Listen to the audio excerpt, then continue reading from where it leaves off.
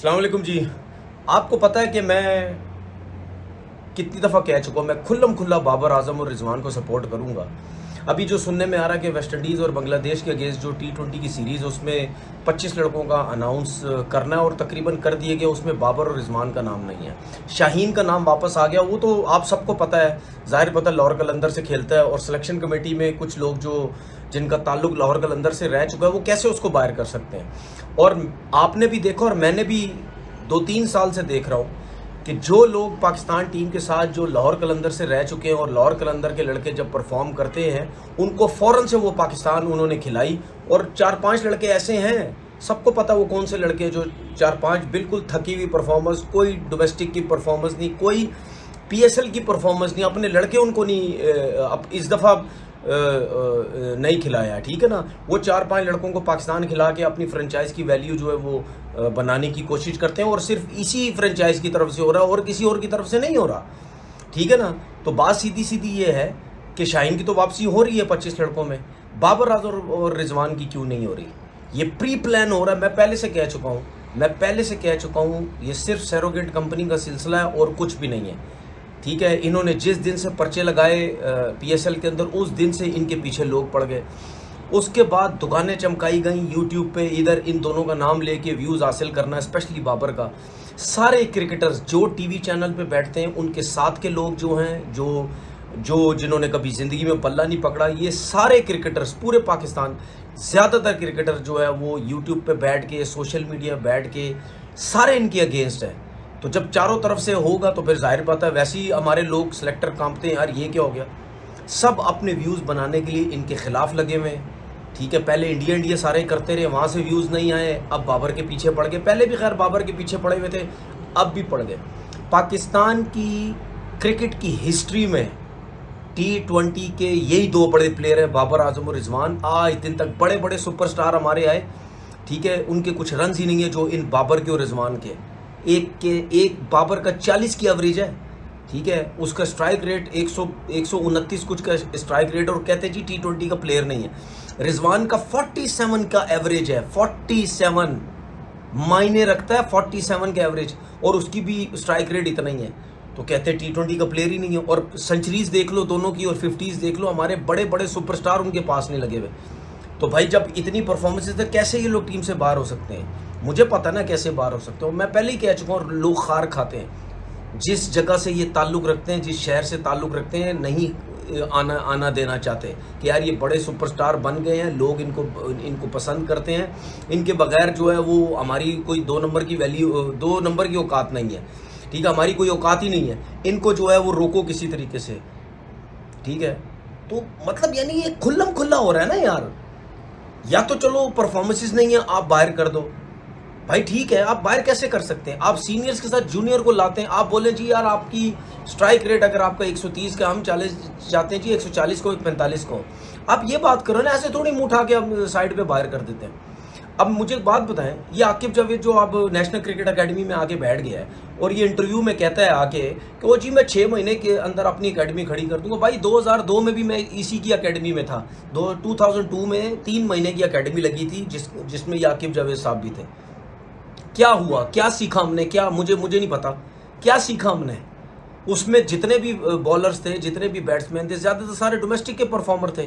जब उन्होंने डोमेस्टिक में परफॉर्मेंस दी तो उनका नाम नेशनल क्रिकेट अकेडमी में आया। 2002 की बात कर रहा हूँ, जब ये पहली दफ़ा स्टार्ट हुई थी।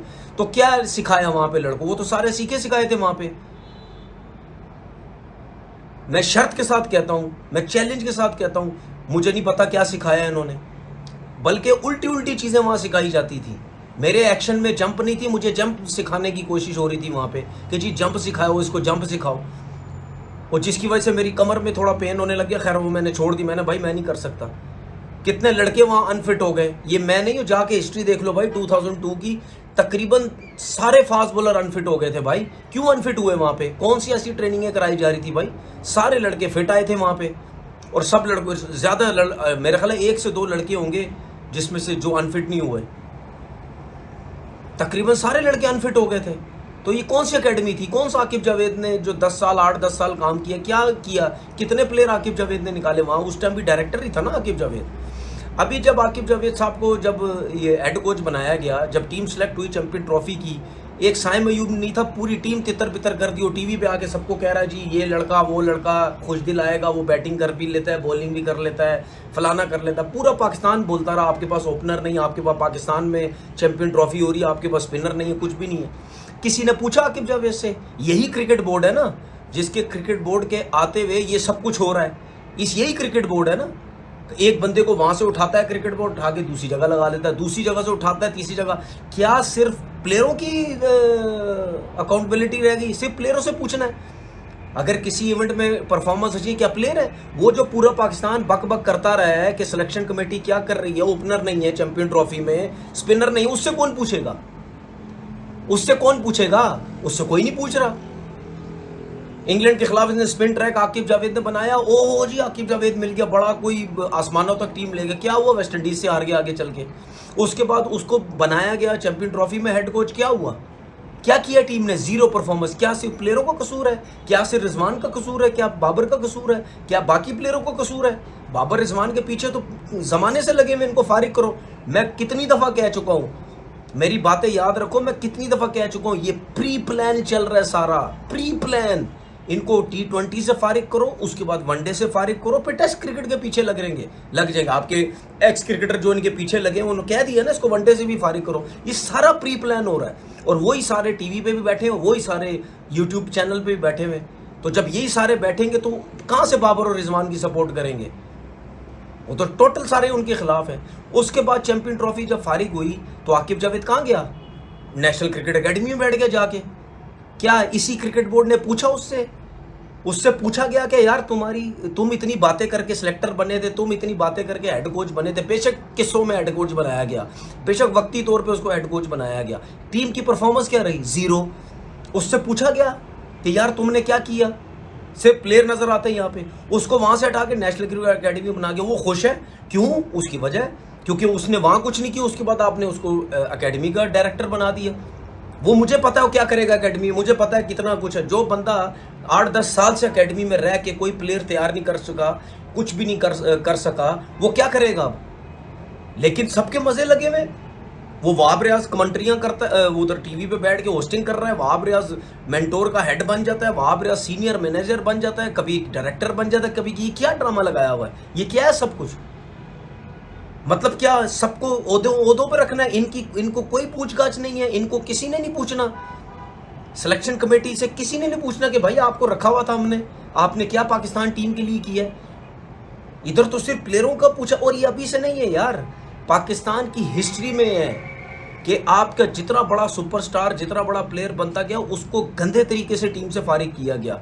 सिर्फ सबकी नजरें होती है चैंपियन आईसीसी इवेंट में कुछ ना करो, कप्तान फारिग कर दो। जहां किसी सीनियर की जरा सी परफॉर्मेंस डाउन हुई उसको फारिग कर दो। ठीक है, क्या रिलेशनशिप है आपका यार? किस प्लेयर का रिलेशन पाकिस्तान क्रिकेट बोर्ड के साथ ठीक रहा है, मुझे ये बता दो। किसका रहा है? किसी का नहीं रहा। हर क्रिकेटर आपका जब क्रिकेट छोड़ता वो यही कहता है यार इनके साथ रिलेशन सही नहीं थे, ठीक है, इनका तरीकेकार हमारे साथ ठीक नहीं था, इनकी डीलिंग सही नहीं थी। सारे क्रिकेटर आपके रोते रहे। वही अब बाबर के साथ हो रहा है, वही अब रिजवान के साथ हो रहा है। नया टैलेंट, ओ भाई किसने बोला नया टैलेंट मत लाओ? किसी ने नहीं बोला नया टैलेंट मत लाओ, लेकिन नए टैलेंट के साथ जो आपके जो सीनियर जो परफॉर्मर वो कैसे बाहर होते हैं? लेकिन वो बाहर क्यों हो रहे हैं? क्योंकि पर्सनल हो रहे हैं सब। अब ये इसी तरह खज्जल ख्वार बाबर आजम को करेंगे, उसको बेइज्जत करने की कोशिश करेंगे, उसको कोशिश करेंगे थल्ले लग जाए किसी तरीके से। मेरी बाबर आजम से रिक्वेस्ट है, कोई थल्ले लगने की, इवन रिजवान से भी कोई थल्ले तुम दोनों के लगने की जरूरत नहीं है। जाओ, अगर बिग बैश में नाम आता है जाओ परफॉर्म करो। अल्लाह ने तुम्हें इज्जत, तुम दोनों को बहुत इज्जत दे दी है, फाइनेंशियली भी तुम बहुत माशाल्लाह तगड़े हो गए हो, इज्जत भी तुम्हें बहुत है। जाओ अपनी लीग्स खेलो, परफॉर्म करो, इनके मुंह पे चमाटे मारो। डोमेस्टिक क्रिकेट आते हो वहां खेलते हो, इनके मुंह पे चमाटे मारो, बस खत्म। सिलेक्ट करते हैं करें, नहीं करते हैं ना करें। मैं भी देख लेता हूँ कितने बड़े तुर्रम खान, कितने बड़े चैंपियन T20 के पाकिस्तान टीम में आते हैं, मैं भी देख लेता हूँ, ठीक है ना। वो मैं भी देख रहा हूँ, ये भी देख रहा है, लग पता जाएगा कितने बड़े बड़े चैंपियन आते हैं T20 क्रिकेट के अंदर, ठीक है ना। जिसको अल्लाह ने इज्जत देनी है उसको देनी है, और जिसके साथ ज़बरदस्ती ज्यादती करोगे। मैं नहीं कह रहा भाई, आपके कुछ एक्स क्रिकेटर जो पर्सनल नहीं है इनके साथ, ठीक है, मैं उनकी बात कर रहा हूँ, जो पर्सनल नहीं है, ठीक है, जो पर्सनल होते हैं ना उनको उसकी अच्छी चीज भी बुरी लग रही होती है, और इसमें जिन्होंने कभी बल्ला नहीं पकड़ा वो भी इन्वॉल्व है। जो क्रिकेटर पर्सनल नहीं है वो हमेशा बाबर और रिजवान की बात कर रहा है कि इसको, इन दोनों को T20 क्रिकेट में होना चाहिए। क्या मतलब जितने बड़े सीनियर प्लेयर हैं जो भी फॉर्मेट खेलते रहे, क्या उनमें गलतियां नहीं होती थी? क्या वक्त के साथ साथ अपनी गलतियों को वो ठीक नहीं करते थे या उठा के उनको फारिग कर देते थे? ये अच्छे सिस्टम में होता है भाई। कभी भी आप जिसके ऊपर इन्वेस्टमेंट हुई हुई होती है, अगर वो सीनियर हो जाता है उसको कभी भी धक्के दे के बाबर और रिजवान की तरह फारिग नहीं किया जाता। उसकी उस चीज़ों को बेहतर करने की कोशिश करते हैं, जो कि यहाँ तो कुछ भी नहीं होता। अभी 2026 की बात कर रहे हो, बहुत दूर है भाई 2026, अभी 5-6 सीरीजें आनी है, देख लेना। अभी बाबर और रिजवान वेस्ट इंडीज के टूर पे अगर वनडे में इनका नाम आया ना, उसमें भी देख लेना। मैं आज लिख लो मेरी बात, 2 मैचेस में इन्होंने कुछ नहीं किया ना, पता क्या बोलेंगे? इनको वनडे से भी फारिग करो, जो कि पूरा प्लान बन रहा है कि जी वनडे से भी इनको फारिग करो। ये किसी तरीके से 2-3 मैचेस में कुछ ना करे, इनको फारिग कर दो, करके देख लो। और जो करते धरता है उनको नौकरियों पे नौकरियां बोर्ड में मिल रही हैं। कभी उस पोस्ट पे, चल तूने उधर कुछ नहीं किया उधर बिठा दे। ये कौन सा बोर्ड है यार? एक बंदे को एक दफा नौकरी दी जाती है, अगर वो कुछ नहीं करता उसके बाद फारिग हो जाता है। उसके बाद उसको नहीं मजे के चखाए जाते हैं, उधर से चल उधर चल जा, थोड़ा अरसा इधर दे दे, थोड़ा अरसा उधर दे दे, थोड़ा अरसा दे। कौन सा बोर्ड है यार? किस तरीके से बोर्ड चलाया जा रहा है? अपने मन पसंद के लोग लगाए जा रहे हैं, सिर्फ एक ही जगह के लोग पसंद आ रहे हैं, सिर्फ वहीं के लोग लगे जा रहे हैं, और वो जगह के लोग ही नहीं लगते। ये तो हाल है इस बोर्ड का। फिर कहते हैं जी पीछे पड़े रहते हैं, बोलते रहते हैं, सब कुछ रहते हैं। इसमें बोर्ड को इन्वॉल्व होना चाहिए भाई, कि हम अपने सीनियर्स प्लेयरों की इज्जत कर रहे हैं। हम क्या इज्जत कर रहे हैं? उनकी बेइज्जतियां करवा रहे हैं पूरी दुनिया में।